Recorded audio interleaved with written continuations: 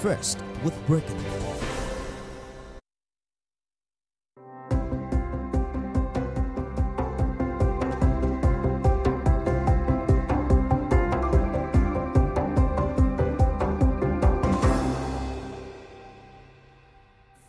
Well, good morning, and thank you very much for joining us. I am Yori Folani. Thank God it's Friday.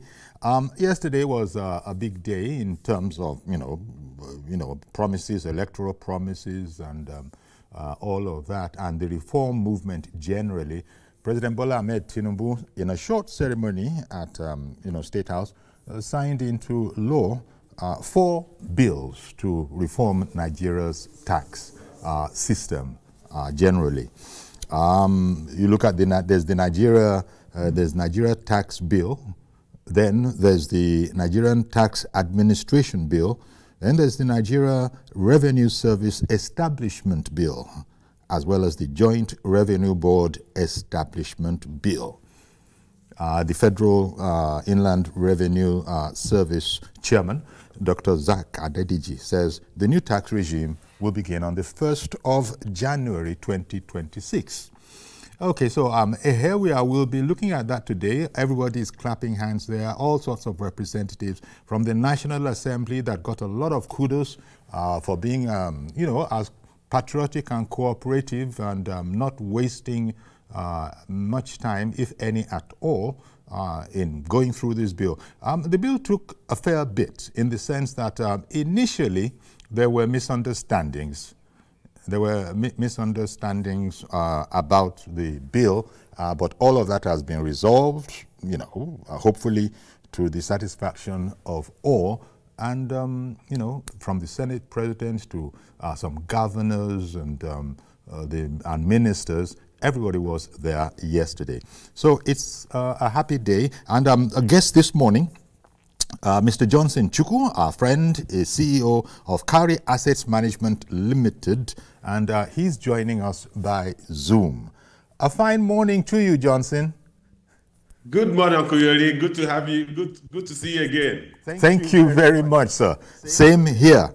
I was just being enthusiastic in describing the passage of the signing into law by the president of 4 tax reform bills, because it is seen that this is like, as Mr. President put it in the short remarks that he had, it signals to the world that Nigeria is ready for business. It's put its house in order, and let me take your view on this matter, because there seemed to be an initial misunderstanding, or shall I say incomplete understanding, because there was opposition to it until further talks sort of ironed out those wrinkles.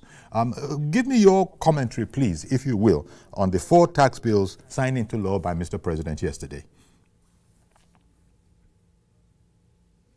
Well, if we have to use a single sentence to describe the signing of the 4 laws, 4 bills into law, I think what we have done is to bring Nigeria's tax system to be in tandem with current realities of the society. Most of the laws have become obsolete, archaic, and no longer very relevant to our current environment. Some of the laws had made provisions for some allowances that were no longer tenable.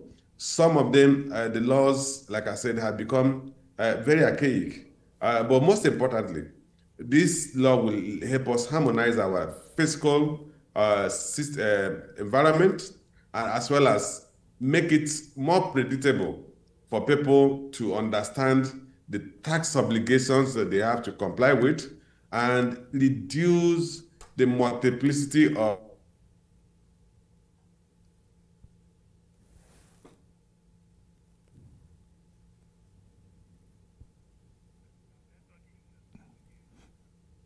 Okay, it just, please bear with us. It does seem that there's a network issue. Okay, Mr. Chukwu is back. Okay, please continue. You went momentarily. You went away momentarily, but that was just for a few seconds. You're back now fully. Okay, good. So what I was saying is that the signing of these 4 bills into law has actually brought our Nigerian tax system to be in accord with the evolution, the economic evolution of the country. Okay, yes, indeed, because I was just looking at one of the reports. It's supposed to be removing as well redundant overlaps, and it's boosting investor confidence as it enhances transparency, and will be promoting coordinated efforts across all levels. In other words, perhaps, our tax laws have become something of a mishmash of complexity, but apparently this is now sort of settling down, that is making things settle down a bit, right? Okay. I think there's been you know, one of the things that happened is that for a very long time. Please continue. Sorry. Please continue. Can you hear me, Okuyori? Yes, I can hear you, sir. Okay. One of the things I said has happened over time is that we kept coming up with new laws that are related to taxes. Some of them we don't even call them tax laws. And so those things keep building up. You have the government comes up, they enact a law that imposes taxes on the citizens of the corporates. And then another one comes, and then you now have multiplicity of laws that are all taken from our bosses. I think we're going to have a piece of legislation or laws that are all, call it, nothing is completely all encompassing, but it's more comprehensive and addresses one, the issues around imposing taxes on those who cannot afford to pay taxes, making the tax system more progressive, harmonizing the number of taxes that we collect, and making the tax system very predictable. I think that's what these tax laws have come to, that are going to do for the country. Okay. And are these things that foreign investors sort of customarily look at whenever they want to go into, you know, as they want to expand their businesses into any territory? Are these the kind of things that is part of their own, what is it called now? You know, just due diligence. For instance, foreign countries wanting to come to Nigeria, a look at our tax laws, would that be helpful to them? Yeah, if you look at it. Okay, in response, I would say that when investors want to come into any foreign country, they look at a number of factors. Among those factors include the tax system and the tax rate. How predictable is the tax system? How efficient is it to assess tax and pay taxes? But most importantly, what is the effective tax rate in that economy? They look at that, but there are other factors they also look at beyond the issue of the tax system. But for most investors coming from more advanced countries, the tax rate is very important to them because they are saying, look, if I make 1 naira, what percentage of that 1 naira will I have to pay the government as taxes? They also want to ask, what is the process of paying those taxes? They want some level of certainty and predictability, which I referred to, that we're not going to have a more predictable tax system where taxpayers can know what tax obligations they are subject to. Not that you'll be driving on the road and somebody stops you and say, where is your driver's license? You give driver's license, they ask you again, where is your waste bin receipt or payment receipt that you have paid for waste bin? And you're driving a private car, stuff like that. And then you don't know which tax authority or tax agent you run into. So that will, I hope that with this new laws, that will be put in a permanent abeyance. So, but what they're interested in your tax system, yes. They're interested in how the system works, how certain or predictable it is, and then what is the tax rate. Those are factors that come into play in deciding on which environment to invest in beyond other factors that are also considered. Indeed.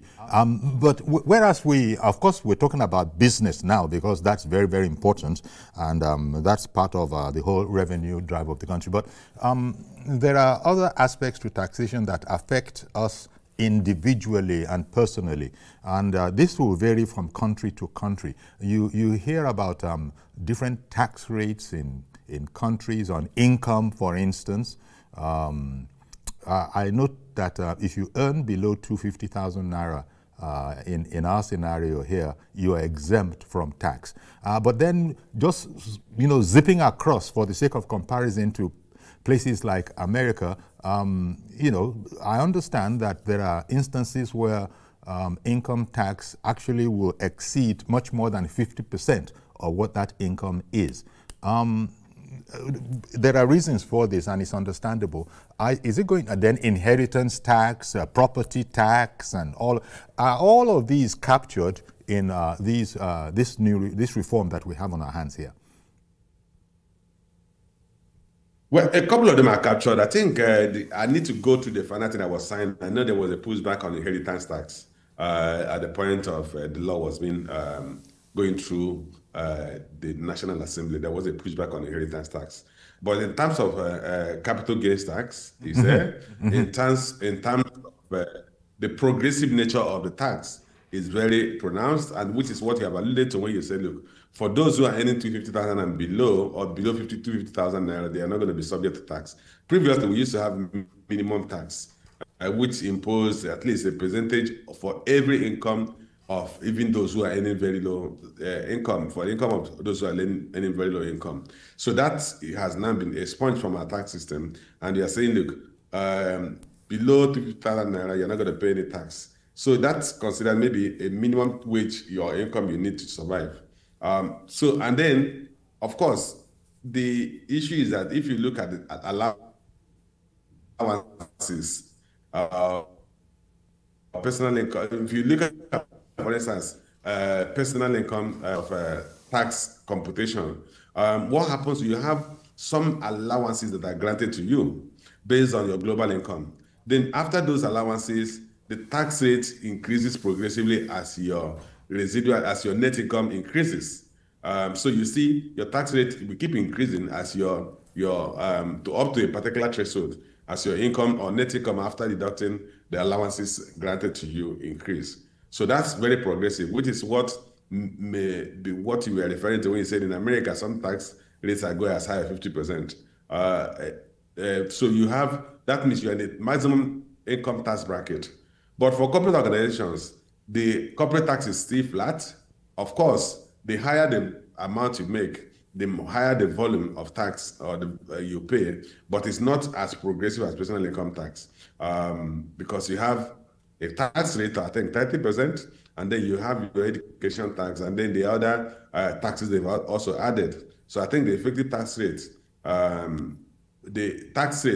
will be in the region of 34-35% now. Of course, your effective tax rate will depend on the allowances you enjoy as a corporate organization. But those are technicalities. But the basic thing is that personal income tax is always progressive. The higher income bracket you belong to, the higher tax you pay. So people are not paying tax at all. The other thing about taxation is that it's always been problematic from the point of view of the citizenry. I don't know where we're going to develop into it, where, even as a private citizen, you take it for granted that you do owe, the duty to pay taxes. Nigerians, and I don't think we're alone, they haven't liked paying taxes. And I don't think that's just about Nigeria. And in the past, we've been talking about so much leakage from the tax net. Do you think this is going to go very far in terms of, blocking those leakages, as it were? And will generally, because we're talking about this is a reformist kind of a bill, 4 of them together. What do you think? The leakage that the people keep on talking about, we don't capture all that we should be able to capture. Would loopholes be blocked in this bill such that just about everybody who is owing tax is going to be able to pay it conveniently? Well, what I would say is that in terms of loopholes, a lot of progress has been made with technology. Today, the They can easily compute your global tax based on your tax identification number, based on your BVN. Once they use your BVN, they can actually determine every account you have in any bank, and they can sum up. And for corporate organizations, they use their tax identification number, TIN, to generate their overall turnover. And based on that, if their tax filing is not appropriate, they can easily levy based on judgment tax on them. But what we are going to see is that with the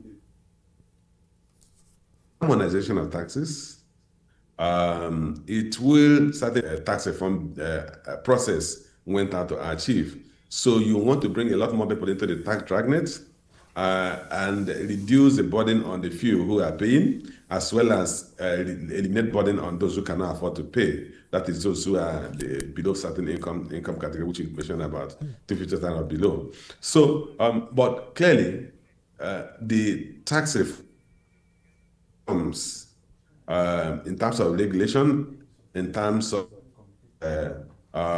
coverage, in terms of identification of taxpayers, I think are going to stimulate a lot of things. But most importantly, these laws, not longer bills, will help in making tax payments more convenient. Okay. And the setbacks to our previous tax system where before they pay, the key thing is to make the tax payment system, the tax self-assessment very seamless. The self-assessment in the first instance will be seamless. So you and I can easily assess ourselves for tax and make tax remittances on a monthly basis if our income is monthly, or when it comes we make from our business activities.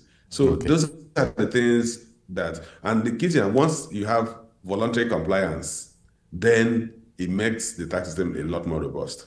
Okay. Somebody has called in from Benue. We didn't catch the name. Good morning in Benue. Would you like to go ahead now? The caller on the line from Benue, we didn't catch your name, but if you're listening, go ahead now.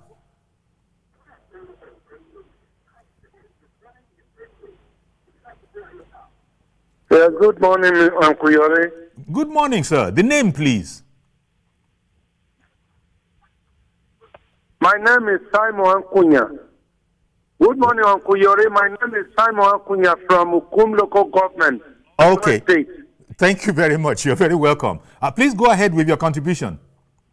My name is Simon Ankunya from Ukum Local Government. I heard that. Thank you. Thank Ukum you. Local Government, Benue State. Thank you. I heard that.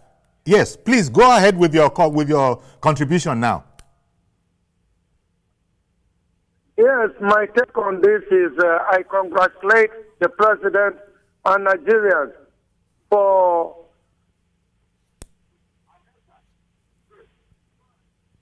I want to first of all congratulate Mr. President for giving us a new tax law. All right.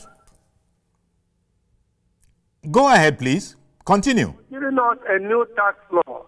Okay. But what I want to ask you is this new tax law going to be to the advantage of the less privileged Nigerians or what?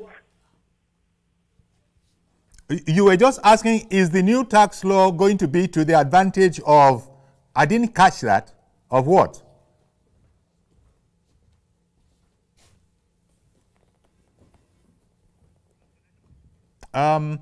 That connection appeared to be a bit difficult, and I think we lost that caller calling in from Benue. No wonder the producer guys just, shunted him to me. They couldn't make out the name themselves. Instead of them, and they didn't know how to spell it. So they shunted it to me. And I said, thank you very much, sir. We heard that. That's that then.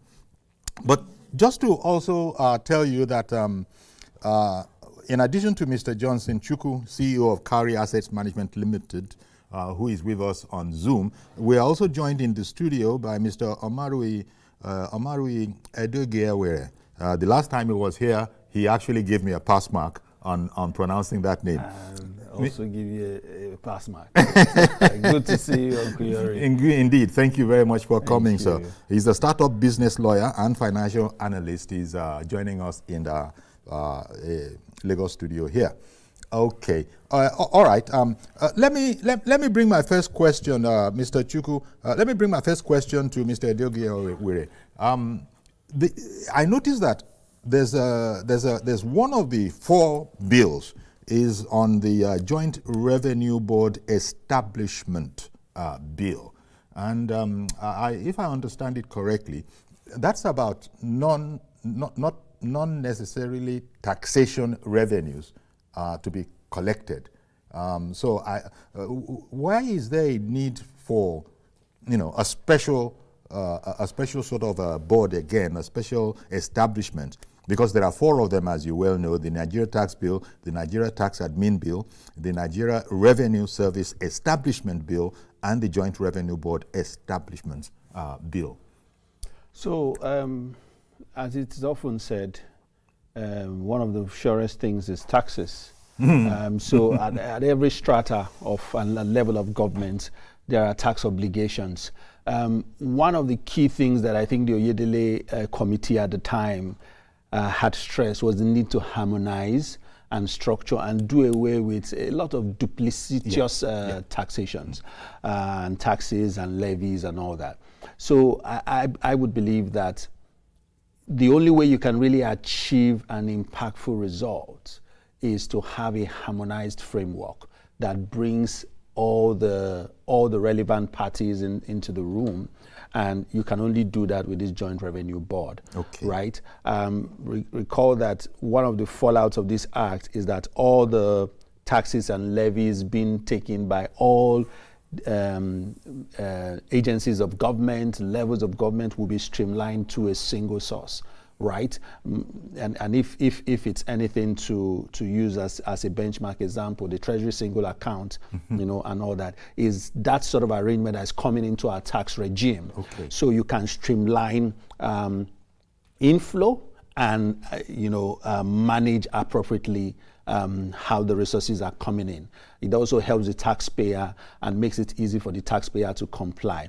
But then again, if I know that you are going to collect my money, right, and he knows that you're going to collect our money, then we need to either be in the room or have someone in the room to ensure that, what should come to me after you have collected everything does not fall by the wayside. So I think that's what the intendment of the act is. It's a lot to unpack. Four acts are not what you can even discuss in 5 hours. Indeed. But essentially, what is the intendment of that law, and what is the ultimate objective? The ultimate objective is to make it easy for citizens to pay tax, government to get. And if you look at our tax to GDP ratio, Nigeria is one of the lowest. We're barely 10%. And we're still complaining. Yeah.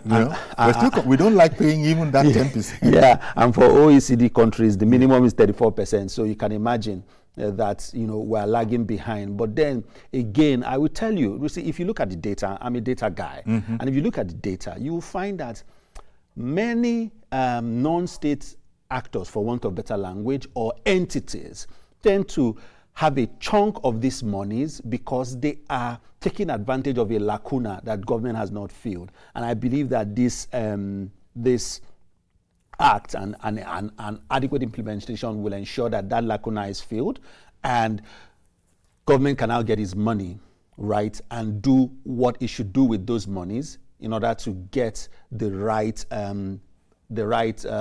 encouragement, right, and get people to be happy to pay their taxes, right? Because if we see our taxes working, then we're happy to. You think we'll ever get to that stage? Oh, we have to get to that stage if these laws will really work, right? If we do not want a dead letter law, then it's important that our taxes must now be converted to infrastructure, must now be converted to social welfare.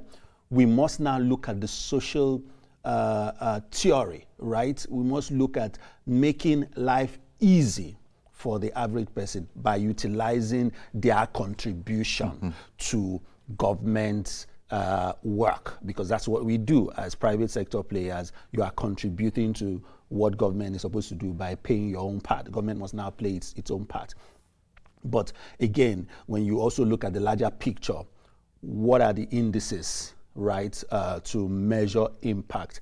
And so I think that beyond celebrating the enactment of the act, and kudos to Mr. President and the team, but it's also important for us to look at what are the measures for implementation. And I do hope that the enactors or the drafters of the law, right, and the parties that were parts of the process are not, giving a handshake and waved goodbye. They must also actively work closely with the finance and fiscal team of the federal government to handhold implementation at least for the next 2 years, right, from 2026 to 2028, and then you measure what the impact is and how well. And really, I always say, look, when it comes to laws are not cast in stone. When you implement, you now find there may be a few places to tweak here and there in order to ensure that you get the real, actual value.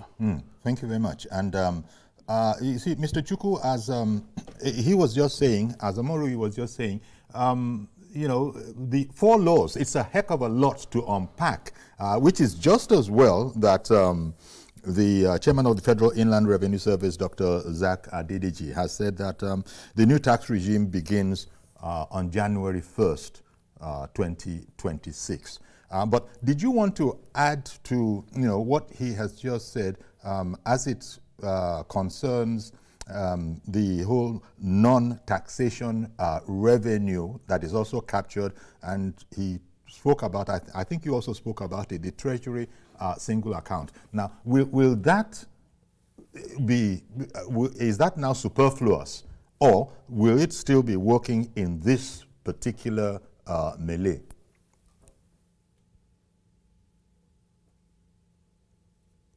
You said, pardon, come again. You said, is that supposed to do what? I said we were talking about the Revenue Service Establishment Bill, and I was looking at we had a Treasury single account before now. Is one to replace the other, or can the two somehow still be working side to side, side by side?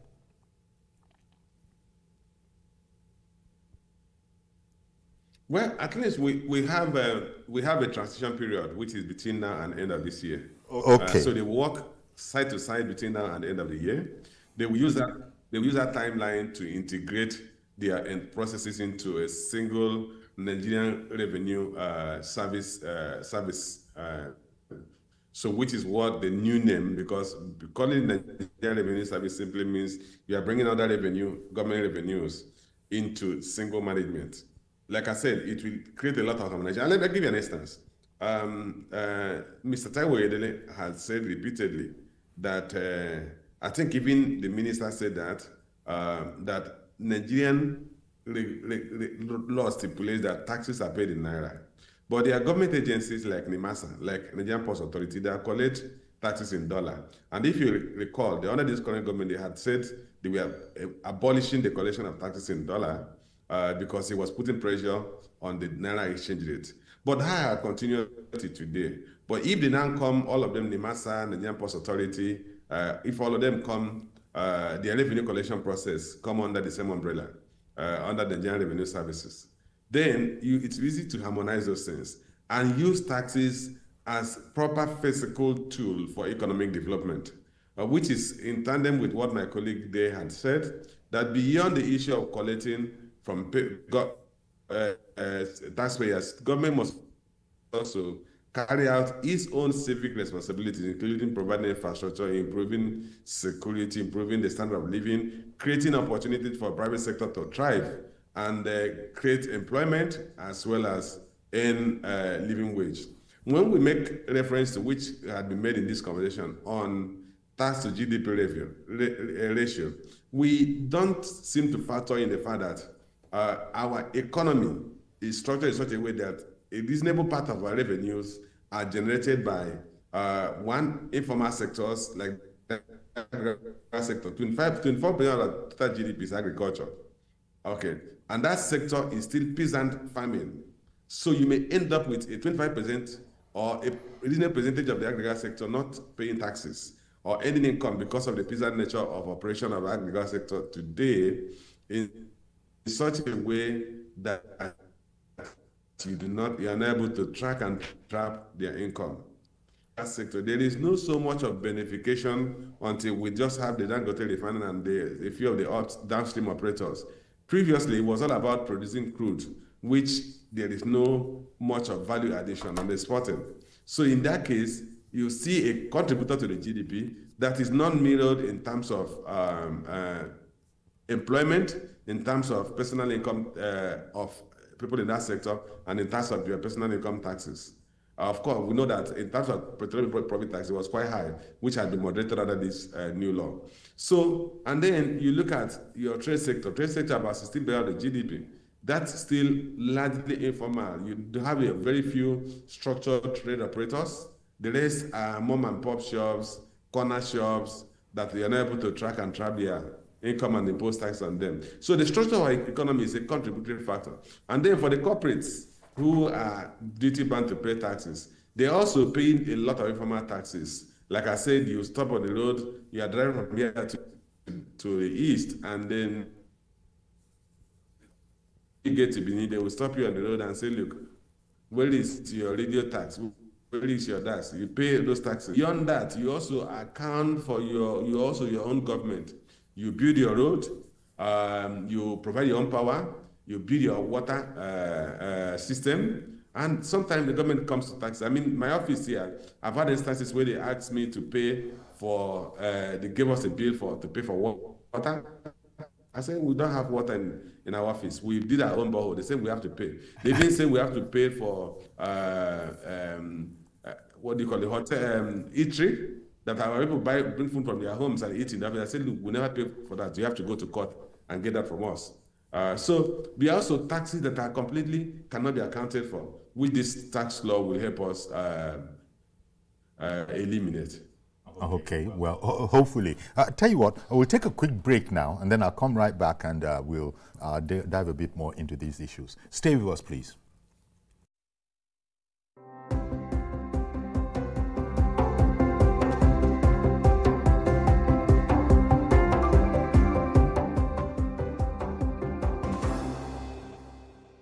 I'm Nifemi Oguntoye, news anchor with TVC News. My day is usually busy and it's difficult keeping up with breaking news stories, trending stories, business news, stock exchange and what have you. But with TVC News on WhatsApp, I'm able to catch up with all the breaking news, real-time updates and trending stories on the go, right on my phone, no matter where I am. It's quick, easy and always on. And here you can join us by scanning the QR code or using the link on our X and Instagram. Why wait? Come to the side of news that keeps you ahead. TVC News, first with breaking news.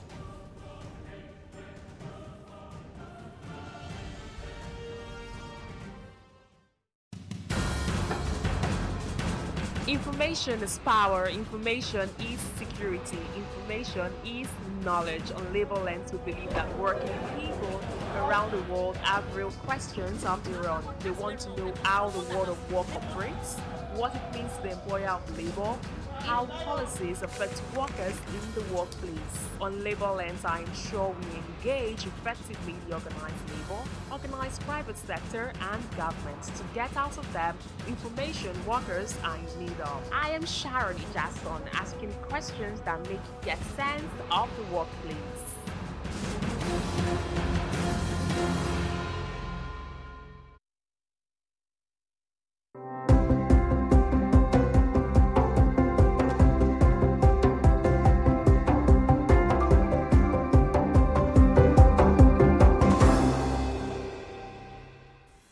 Okay, welcome back, and our guests are still in place, thankfully. Mr. Johnson Chukwu, CEO of Cowrie Assets Management Limited, and Mr. Omarui Edogiawe, startup business lawyer and financial analyst, right beside me here in our Lagos studio.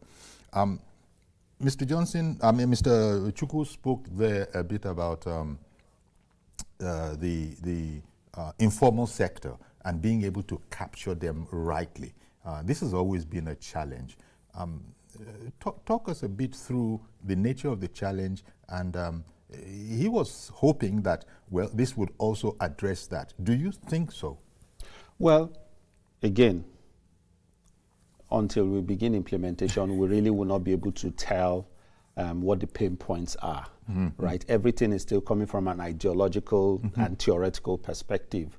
When implementation starts, we'll see. But again, we need to also look at what has happened before now. The informal sector has been allowed to run on its own for so long that it has become the norm. And government has played a very distant observer. And this is because of the death of the last level of government, which is the local government. Because the local government was supposed to be that direct pulse between government and the informal sector. When you talk about the market women, you talk about the farmers, you talk about small, petty traders, they're supposed to be engaged, and that data is supposed to be mined from the local government. I do hope that with this harmonization, a lot of that will be addressed. Firstly, we must now begin to look at what are the bodies that regulate these businesses.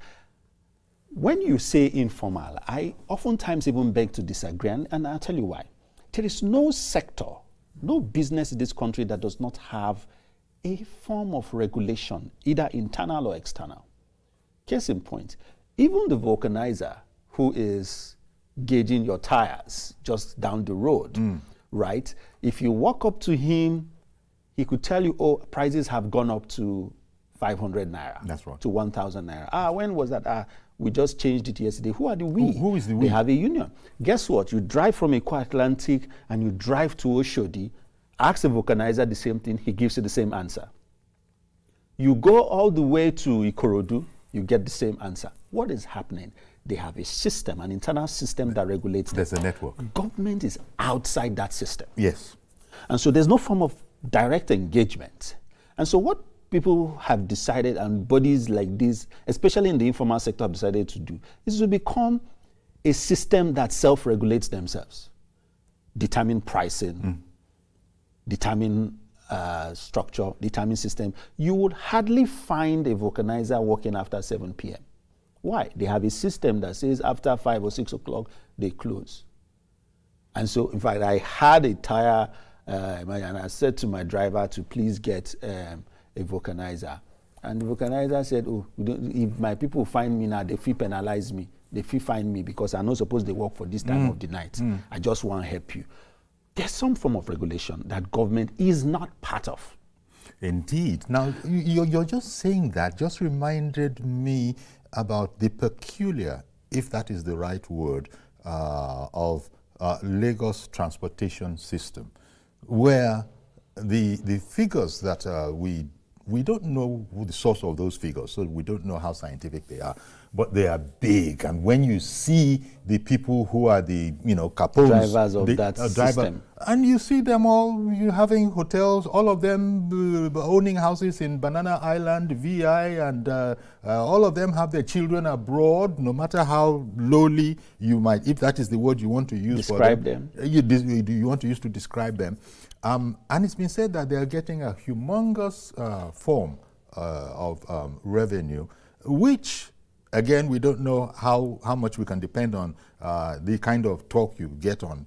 They say you can't believe everything you read in the press. They say that largely governments have left them to their own devices.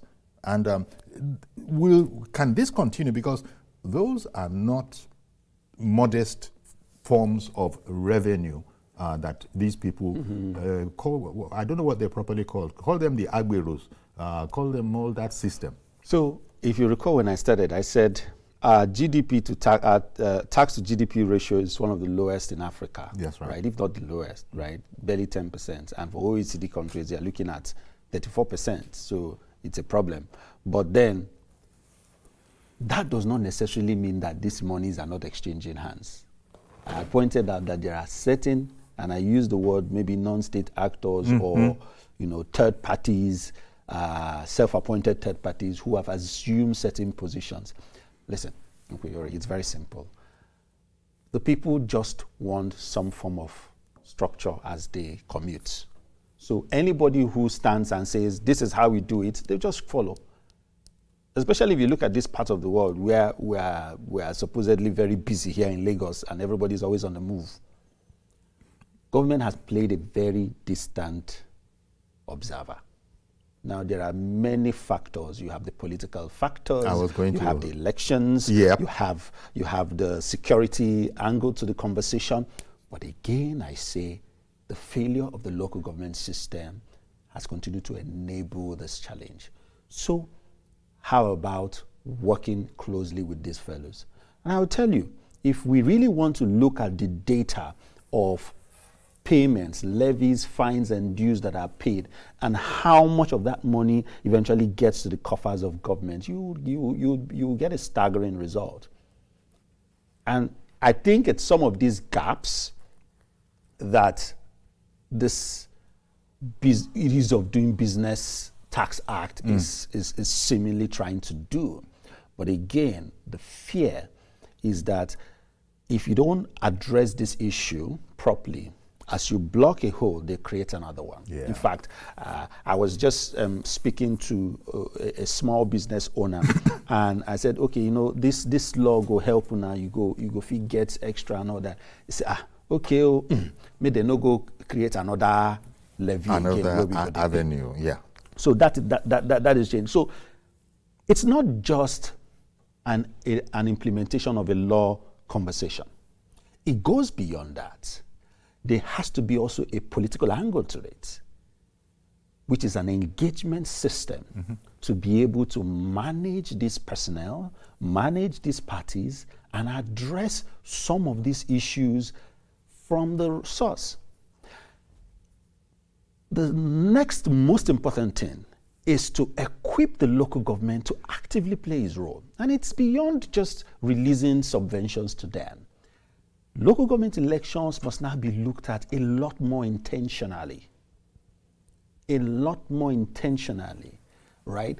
I would even say that you should be more interested in who is your local government than who is your state governor. Because the point is, the person at the local government level is receiving money for your direct utilization. And more so in this day and age. In this day and age. And it's closer to you. So if you have a streetlight challenge in your street, that's a local government problem that can be fixed in hours.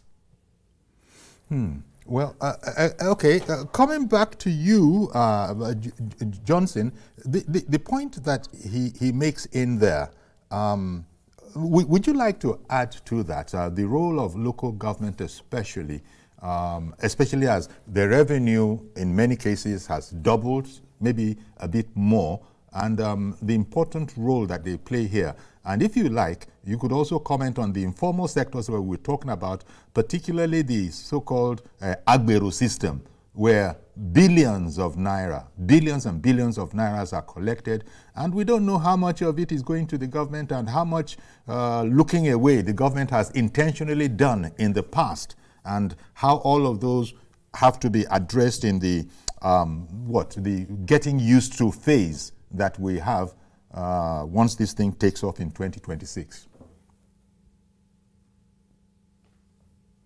Yes, Uncle Yori, I think it has to do with the issue of willingness to pay. The key thing is that people are willing to pay if there is a value they will derive from that payment, because you're going to pay with value and you expect the government to also provide you value. You want to see that the taxes you pay are judiciously used and the government is carrying out responsibilities. And which is what he was referring to when he talked of the failure, the collapse of the local governments. Today, I live in a neighborhood where we contribute money to do our to distill the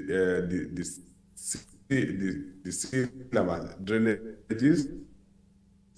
We contribute money to do street lights.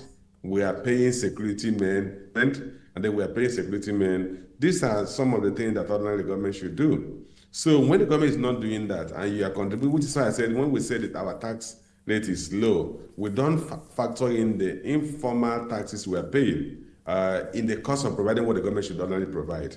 So every home now today, almost every home has a generator. They are buying fuel elsewhere in the world.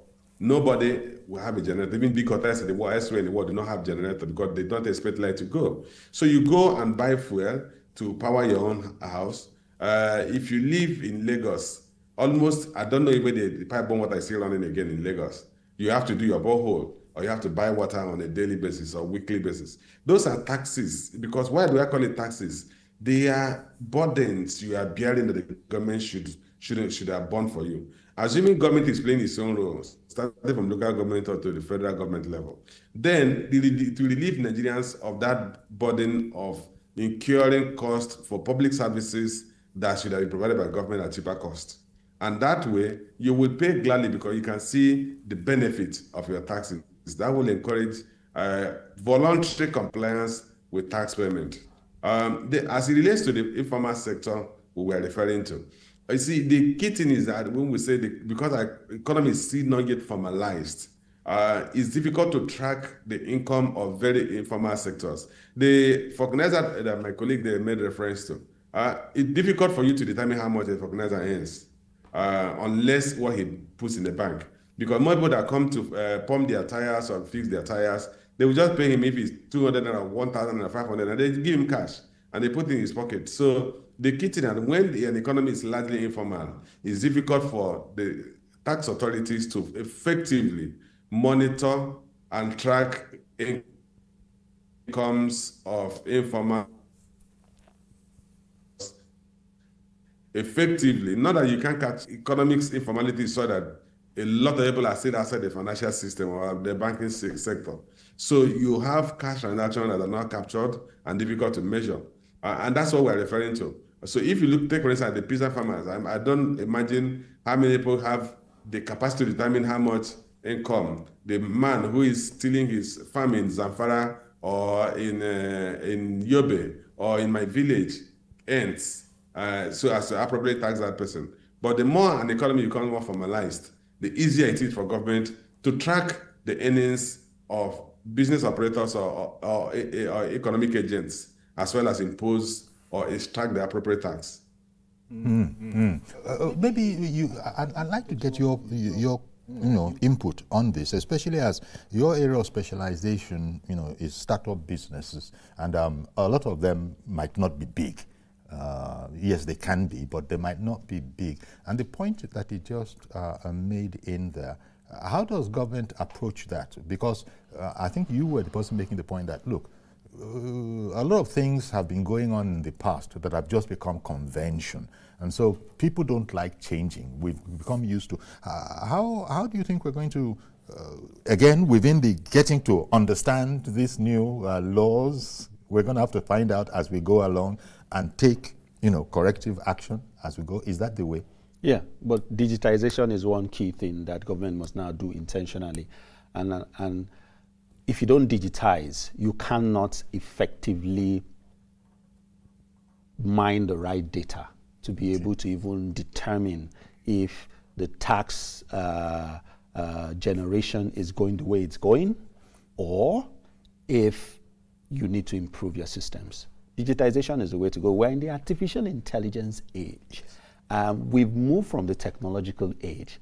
We're now in the artificial intelligence age, and government must now look intently to digitizing through artificial intelligence across all areas. And I'll tell you, when you say artificial intelligence, for those of us that are not quite at your level, the very name is a contradiction. You just called it artificial, and you're calling it intelligent. Technology-driven intelligence. Okay. Technology-driven intelligence. So we must rely on technology to be able to know and determine, especially working with this smallholder entities, and it's not rocket science. So if you look at the startups that have done immensely well in the fintech space, a lot of them have digitized their processes, simplified that digitization, and taken it to the grassroots, to the unbanked, right? While the traditional institutions are still struggling to figure it out, small startups have taken financial services to the unbanked using digitization and artificial intelligence. And so first of all, we must digitize. One of the key things this new act is looking at is also, expanding its tax net to digital products and all that, right? you can only do so much if you understand it. So we must now look at technology. How do you tie in all these small businesses? So at the time, we had a very low percentage in numbers who had NIN, who had BVNs. Today, we have over almost 100 million compliance. That tells you that when you digitize certain things and you make it compulsory, but the infrastructure must be in place, right? And so once you tie in that system, you are able to understand what is happening with the smallholder farmers, with having simple systems in place where they look, nobody is keeping their money at home. Even if they are collecting the monies at hand, a lot of them are saving the little they can through certain new generation financial service systems and banking services. So we must now begin to look at how to harmonize those systems, have the technology that they need to be able to measure. I'm afraid we've completely run out of time. Mr. Johnson Chukwu, it's left for me to thank you for making time for us this morning. We've completely run out of time, but you said it.